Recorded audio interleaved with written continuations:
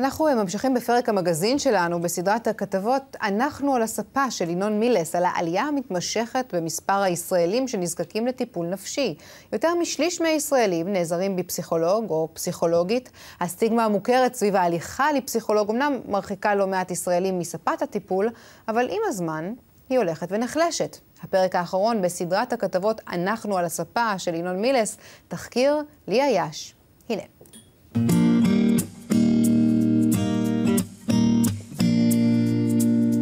תראי, שימי לה טיפה לבן בתוך העין.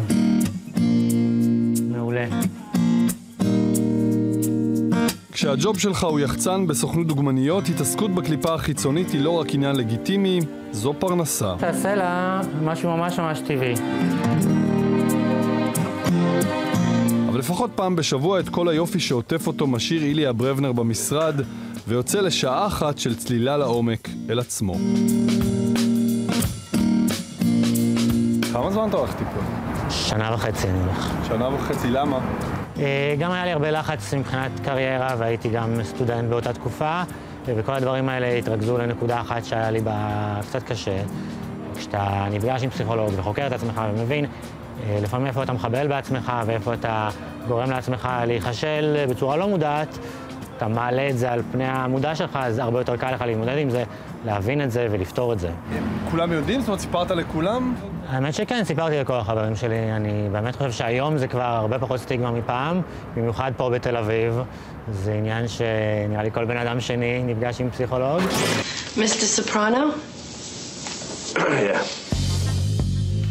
כבר בינואר 1999, כשהתיישב טוני סופרנו מול המטפלת שלו, הוא הפך את הטיפול הפסיכולוגי לעניין לגיטימי אפילו לקשוחים שבגברים. ואולי לא ידע שהוא מתחיל אפילו אופנה של ממש. אמרת לי מה? שאתה תצטער על זה שאתה מעודד אותי לבכות לטיפול. משם זה היה רק עניין של זמן עד שטיפולים נפשיים קיבלו מקום של כבוד בתרבות הפופולרית וגם בישראל. אתה לא תדבר על המטופלים שלי, הבנת?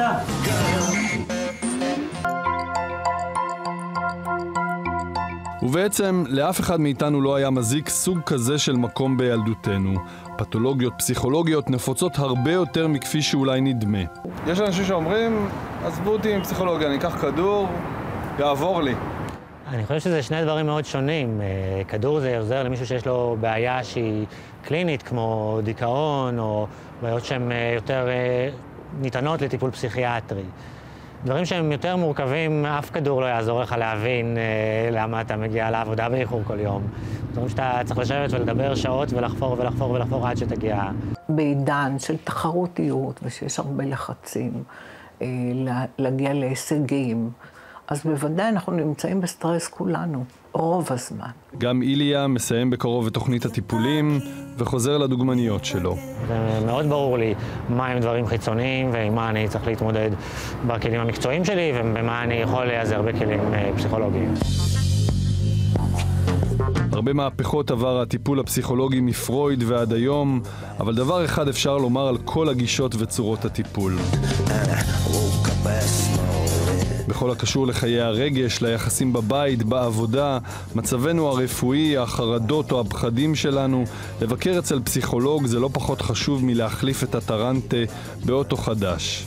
אנחנו גרסה קצת יותר משודרגת של עצמנו, כשאנחנו על הספה.